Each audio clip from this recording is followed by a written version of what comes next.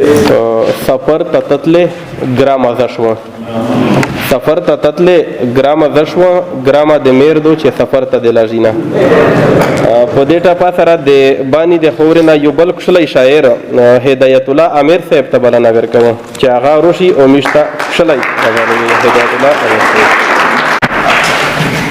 اعوذ بالله من الشیطان الرجیم بسم الله الرحمن الرحیم. ټول نه مخشخ زه جاوید جان صاحب ته مجبور داور صاحب ته او حیران داور صاحب ته دیه د کتابه په چاپ باندې مبارکي هغه نه بعد په نظم باندې خو باندې لګېدلی او خو یو اړیکه نظم ده تاسو سره شریکوم د نظم عنوان ده پښتون. په وینو سره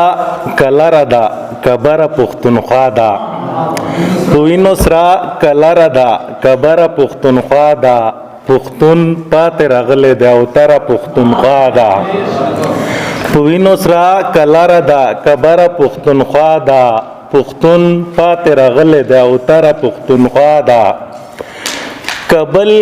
که پېښور که ننګرهار د ټول سوځېږي کابل که پېښور که ننګرهار د ټول سوځېږي د ظلم او د جبر بل انګار د ټول سوځېږي میرلی میرنشاه دی او که خوست که اورګین دی د امن غږ پنجره کې ایثار د ټول سوځېږي پکتیا په اور کې اوس وسوات هم اور کې لغړن شو پکتیا په اور کې اوس وسوات هم اور کې لغړن شو کلر دی او کبر دی پښتون خوار دی ټول سوځېږي په غم او ویر لړلې د زړه سره پښتونخوا ده پښتون پاتې راغلی دی او تره پښتونخوا ده کوم ظلم د پښتون ورسره نه دی چې مخ شوی کوم ظلم د پښتون ورسره نه دی چې مخ شوی کوم اور دی چې پښتون زما ورور نه دی پکې سوی کوم درد دی چې پښتون زړګي ته نه دی رسېدلی کوم غم دی د پښتون سینه چې نه ده ورنچوی کوم داغ دی په پښتون باندې چې لګي نوی کوم داغ دی په پښتون باندې چې نه دی لګېدلی کوم تور دی په پښتون باندې چې لګي نوی تکلیف او مصیبت نه تکلیف او مصیبت کې د بدتره پښتونخوا ده پښتون پاتې راغلی دی او تره پښتونخوا ده خیبر نه تر اټکه پښتون چا دی ځورولی خیبر نه تر اټکه پښتون چا دی ځورولی ستا نوک باندې ټوپکه پښتون چا دی ځورولی کندوز نه بدخشان پورې پښتون چا بې اسرې کړو ای خدایه ستا په ځمکه پښتون چا دی ځورولی تخار او کندهار نه د بارودو لوګي خیاږي تخار او کندهار نه د بارودو لوګي خیاږي پسپکه او پسپکه پښتون چا دی ځورولی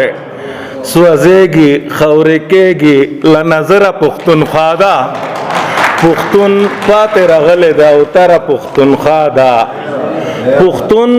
د ابدالي بچی د امن پیروکار دی پښتون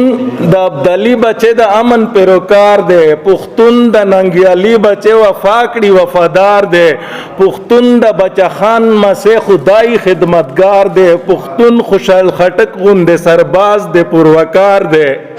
پښتون داسې زمری دی چې ویریږي نه د چانه پښتون د سړیتوب او د پښتو اعلی معیار دی حیا پت او غیرت نه ښه خبره پښتونخوا ده پښتون پاتې راغلی ده او تره پښتونخوا ده اخري باندې ده پښتونه زمونږ ویاړ یې ته لایق د افتخار یې پښتونه زمونږ ویاړ یې ته لایق د افتخار یې پښتونه د نړۍ په مخ صاحب ته د وقار یې پښتونه دروند پښتون یې نه غدار نه دهشتګرد یې پښتونه ظالمانو بې ګناه والې آزار یې پښتونه ستا په حق والې غټان دي کبیس شوي پښتونه ستا په حق والې غټان دي کبیس شوي پښتونه په هر دور کې ته ولې خوار وزار یې عامره دردېدلې بې ضرره پښتونخوا ده، پښتون پاتې راغلی ده او تره پښتونخوا ده. السلام.